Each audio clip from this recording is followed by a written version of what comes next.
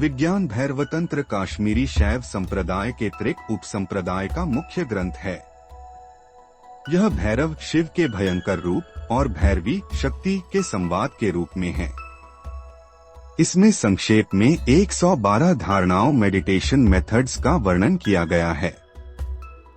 विज्ञान भैरव तंत्र देवी के प्रश्नों से शुरू होता है। देवी ऐसे प्रश्न पूछती हैं जो दार्शनिक मालूम होते हैं, लेकिन शिव उत्तर उसी ढंग से नहीं देते। देवी पूछती हैं, प्रभु आपका सत्य क्या है? शिव इस प्रश्न का उत्तर न देकर उसके बदले में एक विधि देते हैं। अगर देवी इस विधि से गुजर जाए तो वे उत्तर पा जाएंगी। इसलिए उत्तर परोक्ष है, प्रत्यक्ष नहीं। शिव नहीं बताते कि मैं कौन हूँ, वे एक विधि भर बताते हैं। वे कहते हैं, यह करो और तुम जान जाओगे। मेडिटेशन के लिए करना ही जानना है। आइए अब जानें कुंडलिनी के बारे में। कुंडलिनी शैव तंत्र में एक अहम अवधारणा है। इसे दिव्य स्त्री या देवी के निराकार पहलू से जुड़ी ताकत माना जाता है। कुंडलिनी शरीर में मौजूद एक आध्यात्मिक ऊर्जा है, जिसे रीढ़ की हड्डी के आधार पर स्थित कुंडलित सर्प के रूप में माना जाता है। कुंडलिनी शब्द संस्कृत के विशेषण कुंडला से बना है, जिसका अर्थ है गोलाकार या कुंडलित। आइए अब नाड़ियों के बारे में जानें। इड़ा, पिंगला और सुषुम्ना तीन प्रमुख नाड़ियां हैं। इड़ा नाड़ी रीढ़ की हड्डी के बाईं ओर स्थित होती है। इसे चंद्र नाड़ी भी कहते हैं। पिंगला नाड़ी रीढ़ की हड्डी के दाईं ओर स्थित होती है। इसे सूर्य नाड़ी भी कहते हैं। सुषुम्ना नाड़ी रीढ़ की हड्डी के बीच में होती है और 7 चक्रों से होकर गुजरती है। स्वर योग इसे विभिन्न तत्वों के रूप में पहचानता है। इन सूक्ष्म शक्तियों को संतुलित और सामंजस्य करने के लिए स्वर योग आसान और प्रभावी उपकरण देता है। सांस का समय और चक्र।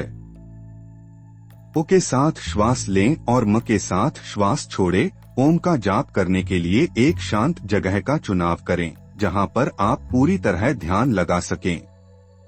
अब सुखासन मुद्रा में बैठकर मन में ओम की आकृति का ध्यान लगाते हुए उच्चारण करना चाहिए। एक बार में कम से कम 108 बार ओम का उच्चारण करना चाहिए। इसके बाद आप धीरे धीरे उच्चारण की अवधि बढ़ा सकते हैं। स्वर योग भारतीय योग और तंत्र परंपरा का एक प्राचीन और गूढ़ विज्ञान है, जो श्वास और उसके प्रवाह की प्रकृति को समझने और नियंत्रित करने पर आधारित है।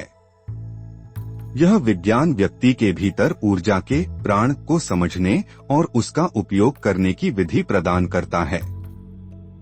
स्वर योग यह मानता है कि श्वास के प्रवाह और शरीर की ऊर्जा प्रणाली के बीच गहरा संबंध है और इस पर ध्यान देकर व्यक्ति शारीरिक, मानसिक और आध्यात्मिक संतुलन प्राप्त कर सकता है। स्वर योग में यह देखा जाता है कि किस नासिका से श्वास प्रवाह अधिक है और इसका व्यक्ति की मानसिक, शारीरिक और भावनात्मक स्थिति पर क्या प्रभाव है। बाईं नासिका इड़ा से श्वास का प्रवाह होने पर व्यक्ति शांत और रचनात्मक होता है। दाईं नासिका पिंगला से श्वास का प्रवाह होने पर व्यक्ति ऊर्जा और सक्रियता महसूस करता है।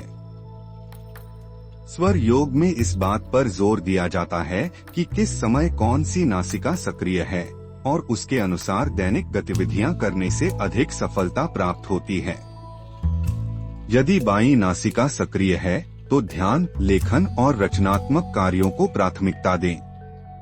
यदि दाईं नासिका सक्रिय है तो शारीरिक गतिविधि, निर्णय लेने और बाहरी कार्यों को प्राथमिकता दें। स्वास्थ्य पर प्रभाव। श्वास के प्रवाह को नियंत्रित करने से शारीरिक और मानसिक स्वास्थ्य बेहतर हो सकता है। यह तनाव, अनिद्रा और श्वास संबंधी रोगों को कम करने में मदद करता है।